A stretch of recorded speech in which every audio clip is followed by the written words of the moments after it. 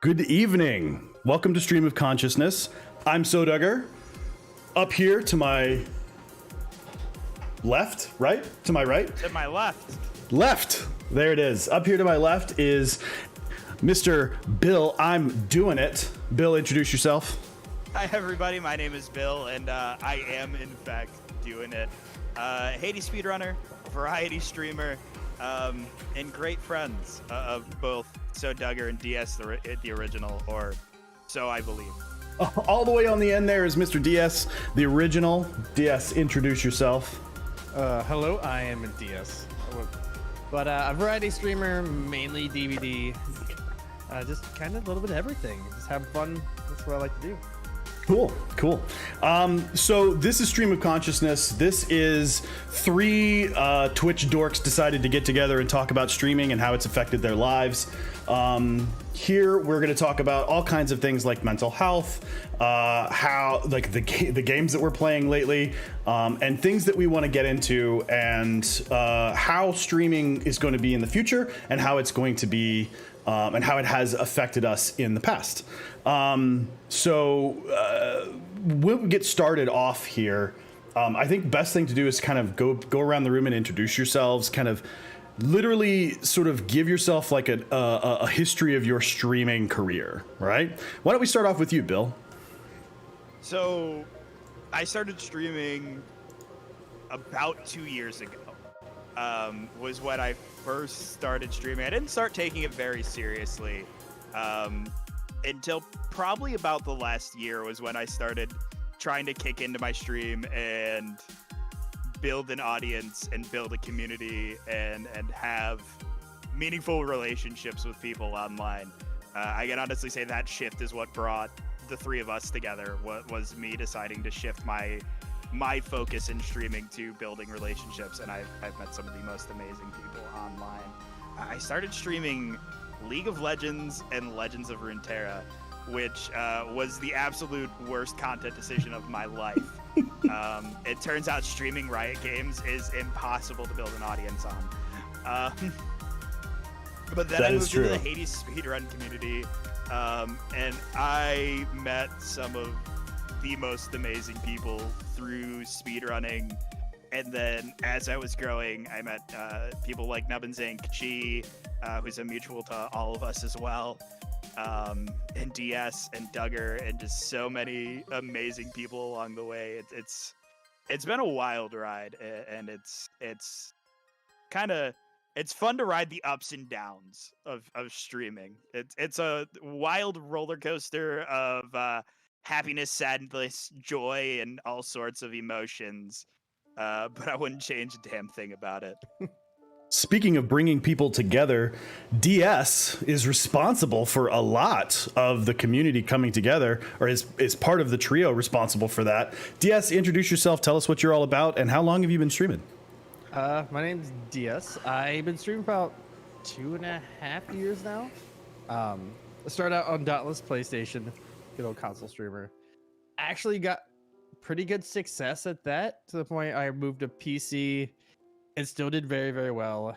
And then got tired of the one game and moved to I went from streaming one game all the time to moving to completely different games. Just like that highs and lows Bill was talking about. And then just been slowly just having fun and literally just want to create a good group where people want to have fun, play together, and just chill. Like a good place where everybody can just hang out after the end of the day and have fun. That's what I'm just basically doing now. Cool. You're doing a great job of it, brother.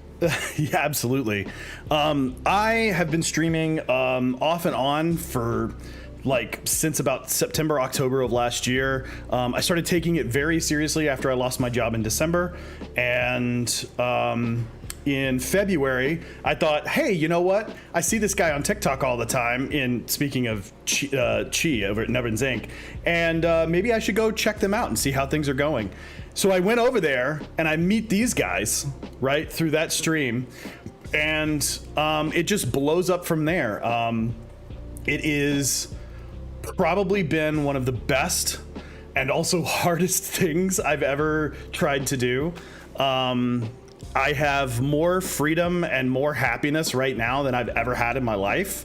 But also I have more stress and more like, just days where I want to sit down and just cry all the time. So it's like this, you were talking about this earlier, Bill, the ups and downs. And it really does. It really is a difficult job being a content creator. And sort of, I think DS talked about this before in another stream that we were talking about, but like finding your voice, right? Finding your sort of, not necessarily your niche, but like who you are, what you are as a streamer, as a content creator is one of the most difficult things to do, because once you have that, then it's really easy to figure out who you're going after, who you're marketing to, that kind of stuff. Bill, talk a little bit about like how you got into Hades, how you got into that community and found your voice in that community. I wish I had a good answer to that. I genuinely do.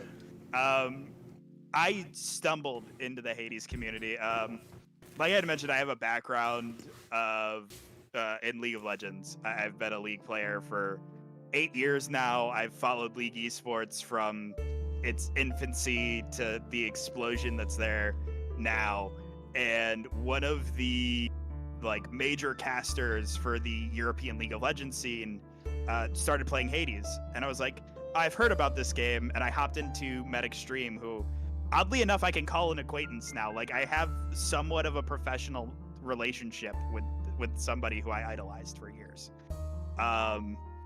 And like, I popped into his stream one day, he was playing Hades, he had just started speedrunning.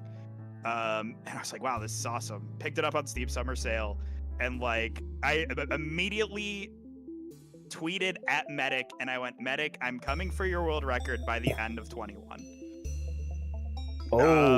And that made a splash. Medic retweeted that.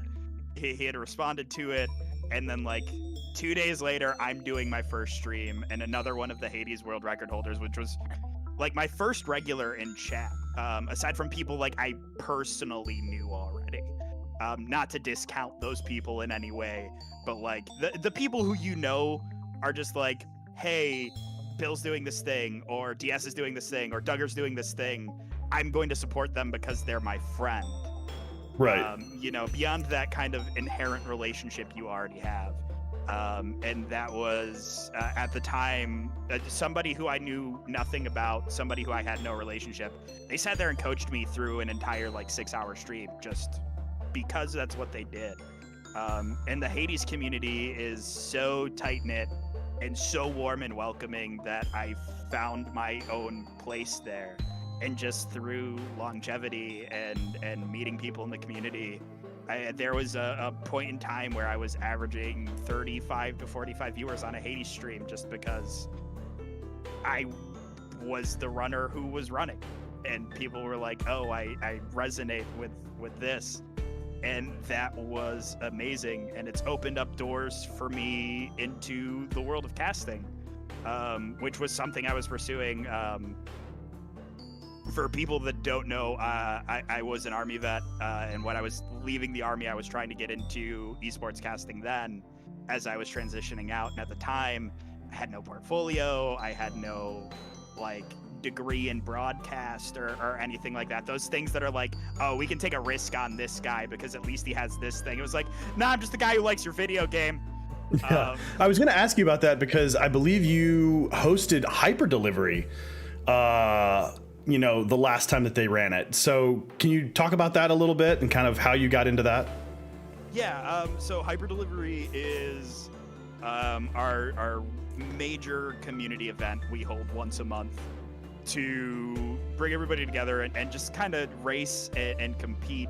There's a small prize play. It's nothing super flashy, but that is like the World Series of Hades if you had to make a traditional sports connection.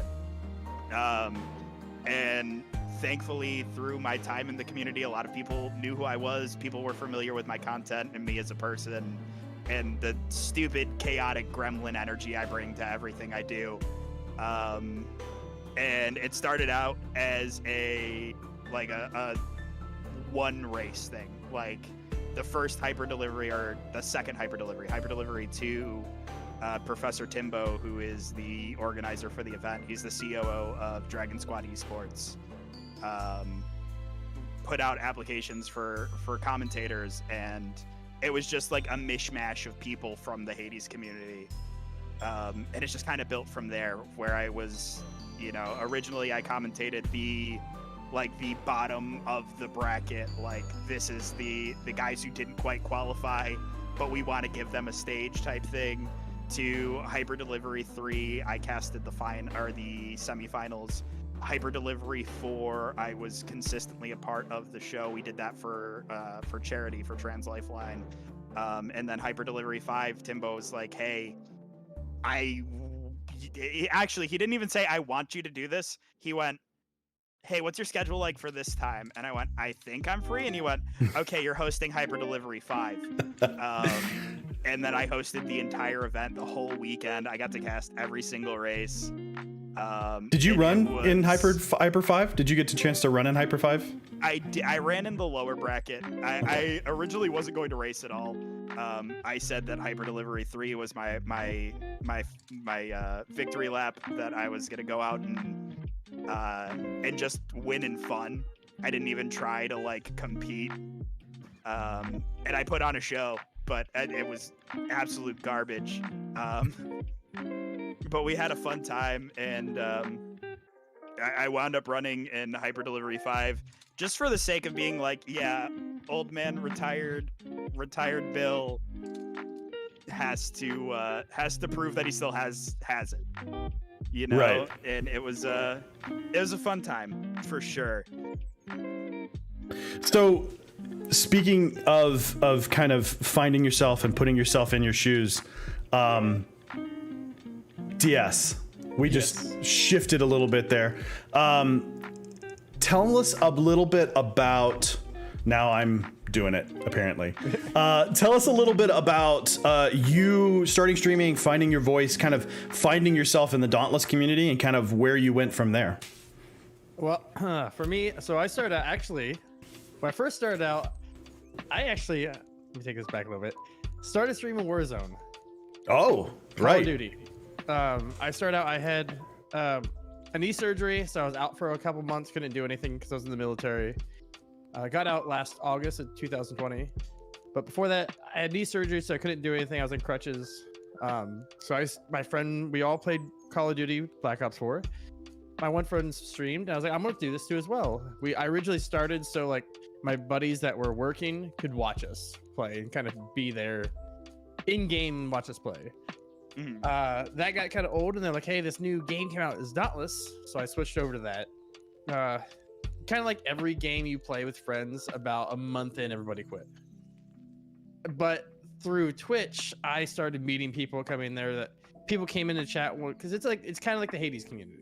Very tight knit. People were there to help people out. So a lot of people came in to help me out a lot.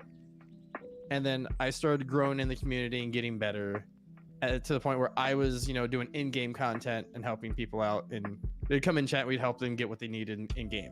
Mm-hmm. I did that for probably about a year and a half. And you could just imagine running the same game 5 days a week for a year and a half, how that goes. You can only create so much content in a game that doesn't have much content. Right. Yeah. I was going to say Dauntless is a little, being a free game, it's incredible, but yes, it's when you grind a game that much, you can only do so much. Right. So I started, I think right after that, had a lull of I didn't know what to play. Luckily, around that time, Among Us had that big surge. So I switched over to that. And there was a little bit too as well, like I said, like Bill was talking about, playing a game like that where you're known in the community, and going from averaging 30, 40, 50 people to less than that was definitely a hit. And a big, I'm glad I did it, because I think taking that hit and looking to yourself, saying, what can I do better, is probably one of the best things that could happen, because it only makes you and your content better. Yeah, right. You have that kind of coming to terms moment where you realize that the game was carrying you, you weren't carrying the game, and now you have to find yourself. And that small community of like 200 to 300 people on viewers on Twitch, it's the directory is not so. It's more consolidated between people. You can scroll down in 30 seconds, see all the streamers. So that was a big like finding my moment of who I was then. Like I already knew kind of how I carried myself on stream and where I was going and how things were, but like definitely at that point was like I need to figure out what I'm going to do. Yeah.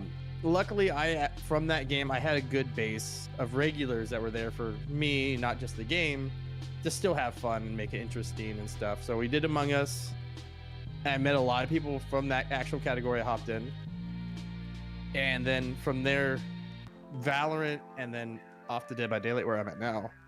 And yeah, it's going really, really well. I was gonna say Dead by Daylight is just absolutely blowing up. People are finding it and seeing it, and it's just wow. I'm absolutely blown away by the response of that game, considering how simple it seems, you know. To kind of piggyback on that, I first started my stream, which is really interesting in that, like, the reason I started streaming in the first place was I suffer from ADHD and depression, and I found myself not liking video games, like not enjoying playing, like sitting down doing my favorite thing in the entire world, and I didn't enjoy it. I didn't, I wasn't having fun. And so it was this situation where I was like, well, I've got, like, how do I find that fun again? Like, so I started going back and figuring out, like, when did I have fun playing this? When was I doing this? When was I that? And it was like, I started realizing that, like, really what I miss was people. I am an extrovert, so I missed my interactions with people, and 2020 fucking killed that, right? And we'll talk about the way the pandemic has, like, affected us and affected streaming, but essentially, my job, I worked for Games Workshop for 3 years since 2018, and my job went from me working in a office with a desk and a bunch of people and always interacting and being really, really good on the phone and stuff like that, to sitting in my home and not interacting with anyone except for over the phone call, which is this disambiguous thing. And so when I started streaming, the reason was I wanted to connect to gaming again, like I hadn't connected before. Connect to a community where people would be like, yes, let's play games, let's do this, let's do that, I love that game. And so one of the things that I decided to try to do, and I'm still going to do it, I swear to God I'm going to do it, is I decided at the very beginning that I was going to play through all the Final Fantasy games on stream before the end of the year. And half the year is gone, and I've gotten through 3 of them, so I've got 8 to go. Luckily, there's some of the shorter versions, but I will do it. I want to do it. But the thing is what that has done is brought people who loved those games, who found nostalgia playing those games, into my stream, and they they absolutely connected, and I connected with them, and doing that, and then going in and, like, meeting Chi and UDS and Oceanic, and meeting Bill and Michaela, and going in and seeing part of the communities that I'm in now, like with Namaste Woken and Strawberry V, and these are all fantastic communities that I'm a part of. Unstable Pisces, and just the list goes on. But all these people are friends of mine, people that I consider friends, and it's like that was what I was missing. So in finding my identity, in finding my situation, and making sure that I could stream something that was of value to myself, that's where I found my stream identity, was that I'm just that dude who's just friends with everybody. Like, I know everybody, I find everybody, and I play games with everybody, and it's made me reconnect with my art It's made me, like, all the artwork you see on stream right here, it's all mine. Like, it's made me reconnect with, you know, my love of video games again. And I think that that's something that, kind of piggybacking on that, like, streaming has helped my mental health in a way that I don't think many other things could have, short of therapy. And who can afford therapy in 2021? Like, come on, right? You're telling me. Yeah. So like piggybacking on the mental health thing, and I think Bill mentioned it earlier, the ups and downs of the mental health battle or being in streaming. Which one of you guys wants to take that? Like, talk a little bit about where you guys are at now and kind of where you were and kind of how you have gotten there. Well, I know for me, mental health wise, streaming wise, I literally, when I said I went from the high from running the same game to the low of switching that game, after that, because before that I had monthly goals, what I wanted to do. I checked the emails afterwards of stream summary. I did all that. I made the conscious decision of not giving a shit about any of that stuff after that. That is the biggest thing that helped me, as I turned off sometimes my viewer count if I felt like I was gonna get distracted by a lower number, and literally just had fun.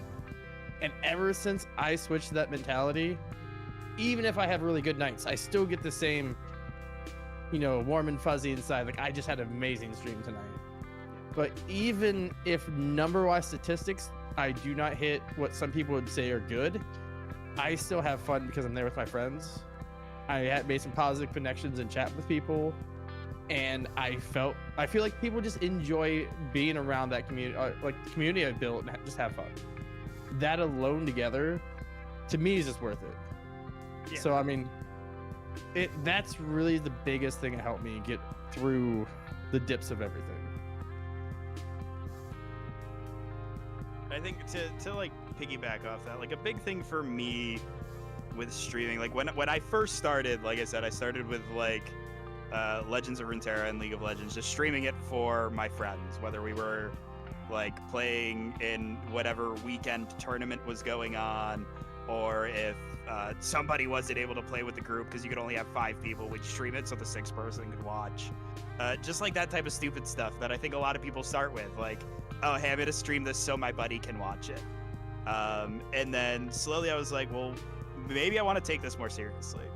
And my big transition was going from streaming multiplayer games to streaming, you know, some of those nostalgia games like you were talking about, Duggar.